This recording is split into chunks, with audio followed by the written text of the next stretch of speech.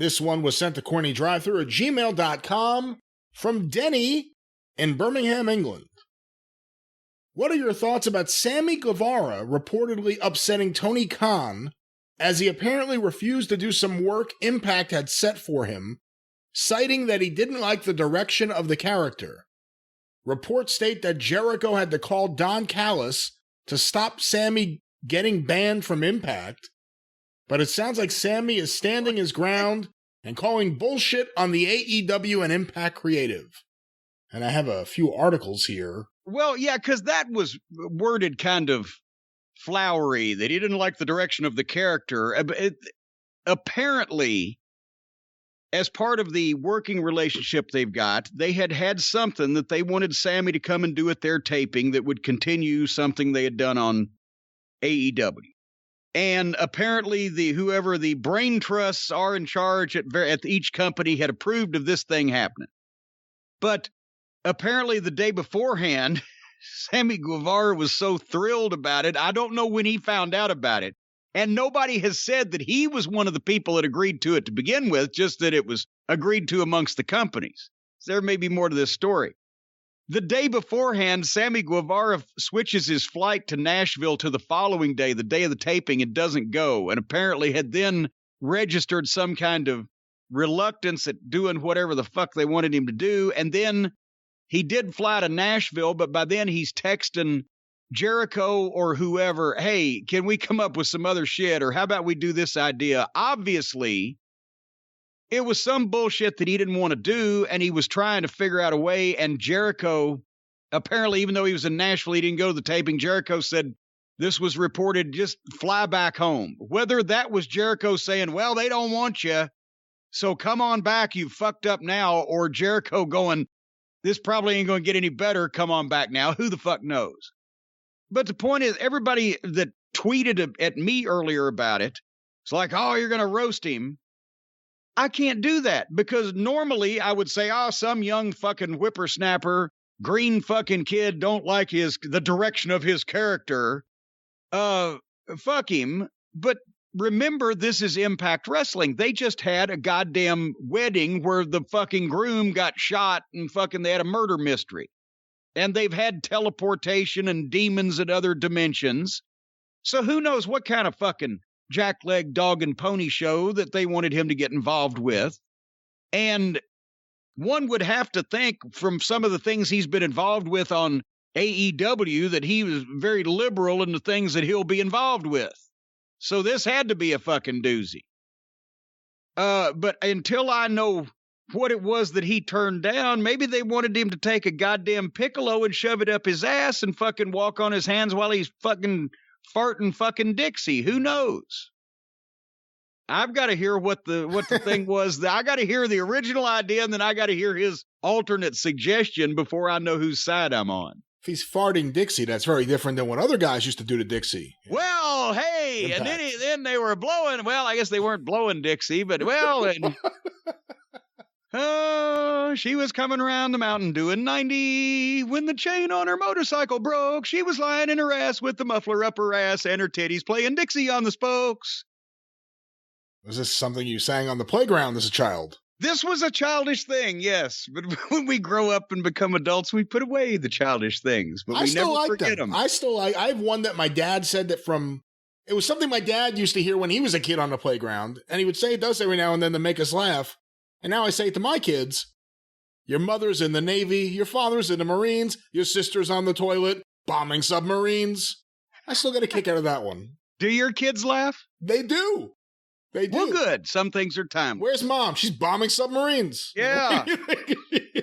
Dropping the Browns off at the Super Bowl, letting the fudge monkey out of his cage. You know, the Sammy Guevara story is interesting for a few reasons. One, obviously, Don Callis of Impact Wrestling has a very close relationship with Chris Jericho and Kenny Omega, which is probably the main reason why there's any relationship between AEW and Impact, because this benefits Impact far more than it benefits AEW. AEW, you could say the good and the bad, but AEW is a major promotion on a major network. Impact Wrestling is wrestling purgatory. It's a wrestling promotion that needs a lifeline. And for some reason, AEW is throwing them a lifeline, and I don't get it. Now, apparently whatever they're doing with AEW talent is approved by Tony Khan. What does that tell you? The fact that Sammy went there, and whatever he turned down, I would think, had already been approved by Tony Khan. Again, I don't know for sure, but based on what I've been hearing. And I will say it was again unfair the way and the emailer, the questioner, phrased it. And yeah, I understand that's the way you phrase it from the outside. Well, he was unhappy with the direction of his character. They booked him to do a couple of days of taping where he was going to be involved in some kind of deal with somebody, right? That's the way we'd say it in the fucking wrestling business. And I'm sure they worked out some idea of some shit they wanted him to do. And it was probably fucking stupid. And he didn't want to do it. Either that or maybe, I especially after he was chastised for things that he'd said on the podcast or on a podcast long ago. He was fined and kept off TV. He doesn't look like a guy that's going to go in there and say, I'm not going to do a job for so-and-so. I'm not going to fucking do a job for her. I'm not going to work with so-and-so just on the face of it. I'm not going to have a match with this guy. He comes from a TV show where they regularly bump around for midgets. So I don't think he's trying to be a fucking big star saying he doesn't want to put somebody over, doesn't want to work with somebody. That sounds out of character. And he was trying to suggest, according to the reporting, alternate things to do. So it sounds like it was something he was just embarrassed to fucking be involved with.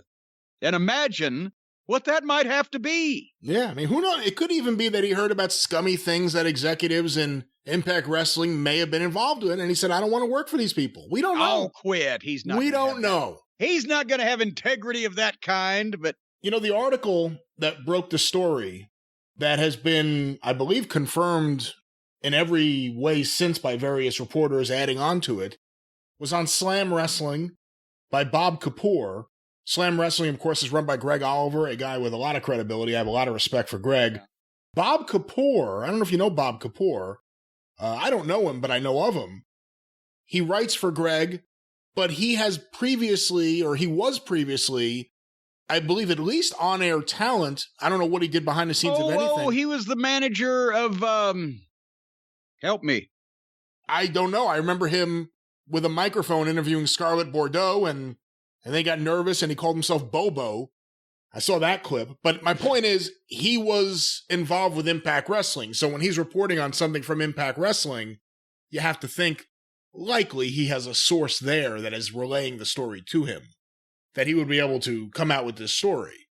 So what we're hearing, what he reported originally, I would think is coming from the Impact Wrestling side. Well, I can't keep up with who's mad at who these days. I'm just a simple bird lawyer. Just practicing bird law the best way I know how. That has become one of your favorite things to throw in there.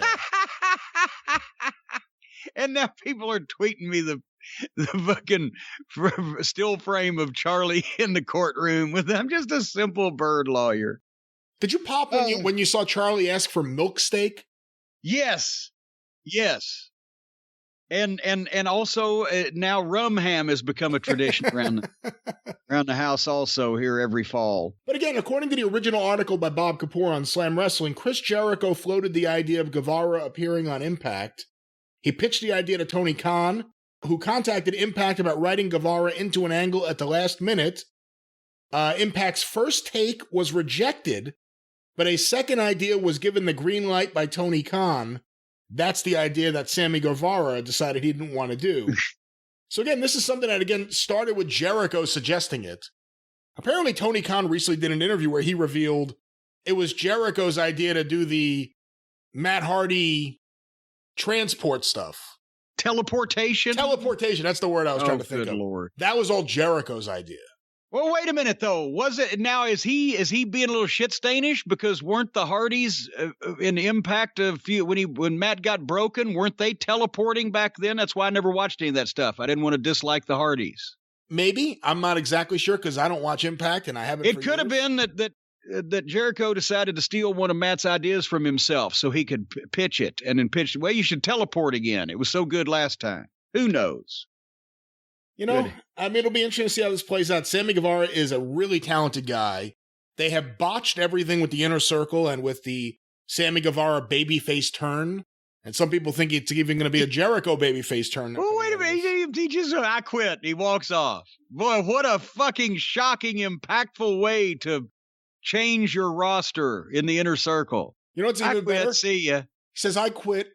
We know why he quit. He walks off. And then he's walking off, and Alex Marvez running up. Sammy, why did you quit? He just... Are you watching the show, Marvez? Are you watching the show? Well, no. Marvez can't watch the show because he's too busy standing out in the parking lot and on the golf course waiting in case somebody does walk by for him to interview him. He doesn't know what's going on in the building.